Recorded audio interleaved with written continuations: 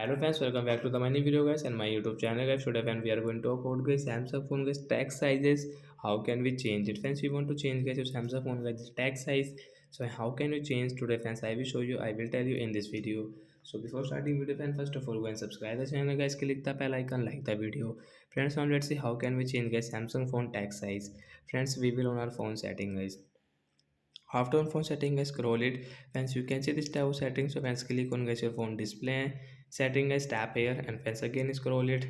Once you can see guys Samsung phone font and style, so we will tap here. Once you can see font size and text size, guys, we can change guys this text size from here. So once we will change into this extra largest size. So once you can see guys the text size will change in our Samsung phone device. So we can use guys this new text size. So like that guy, we can change guys Samsung phone guys this text size setting. So bye bye guys. We will meet on next video guys with new topic guys.